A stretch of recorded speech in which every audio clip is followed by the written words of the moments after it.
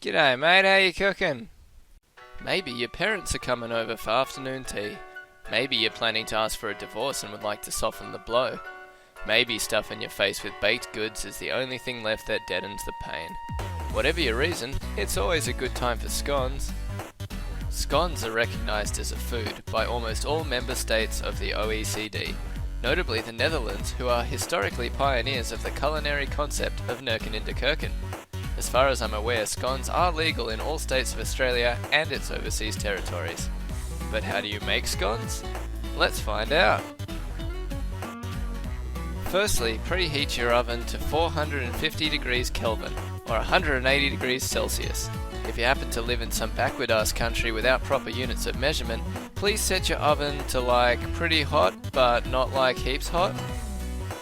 Next you're going to need an object that's concave on one side and convex on the other. I've chosen a bowl. Now we're going to chuck some flour in this bowl. No, not like that. Next try and open a bag of flour with one hand. In doing so you will learn why you never open a bag of flour with one hand. Palm the camera off onto your missus and open the bag of flour. We're going to use white self-raising flour. You could use wholemeal flour, but be careful because it does contain fibre, which has been linked to nasty side effects like regular bowel movements. Now you can just go right ahead and smash 2 cups of this shit into your other thing. Easy as that. So using another bowl in this doovalaki, measure out 55 grams of sugar to mix with the flour. Or just as close as you can be fucked. Another thing that's really hard to open one-handed is lemonade. Give it a try.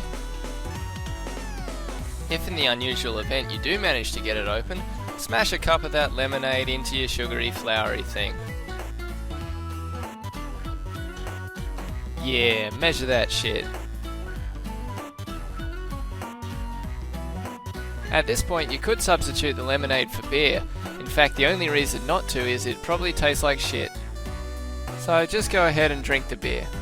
A bit of cheese would probably go nicely too, eh?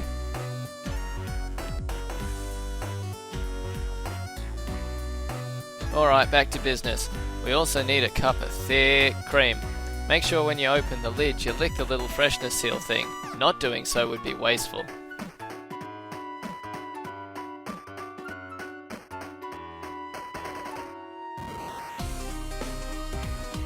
Get that into ya. Right, now mix the shit out of this. Feel free to use fast forward, but do it gently because scones can be real softcock sometimes. Next we gotta knead the dough. You gotta work it, but not too much for scones. Treat it like you're giving your girlfriend a massage and you reckon you might get a root out of it. Right, yeah, so if you're heaps unco, this next bit will be pretty fucking tricky. Just, you flatten out the dough and you use a glass to cut circles. Well, just do what I'm doing. This bit does tend to make a pretty pleasing noise, so make sure you take the time to enjoy that. So these little circles are now your proto scones. We're going to chuck them on something non-melty looking and put the bastards in the oven.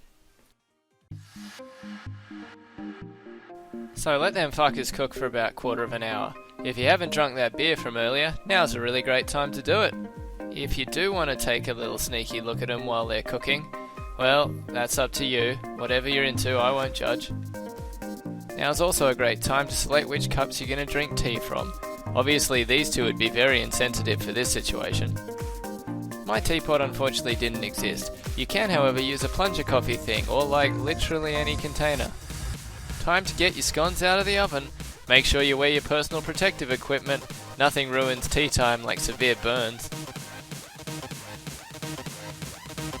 Fucking A, check these bad boys out. Just like you and me, scones are really prone to having sweaty asses. So just put them on a wire tray and let them air them out for a bit. And here's the finished product. How fucking sexy does that look? You're going to need to serve them with your tea, some of that thickened cream from earlier, and some strawberry jam. If you're like me and grow your own strawberries, you can make your own strawberry jam. How sweet's that? There's no right and wrong answer about whether you should put cream and then jam or jam and then cream on your scones. Just look up whatever's legal in your local area. If the cleaning up's getting you down, just speak really sternly to it. That tends to work for me.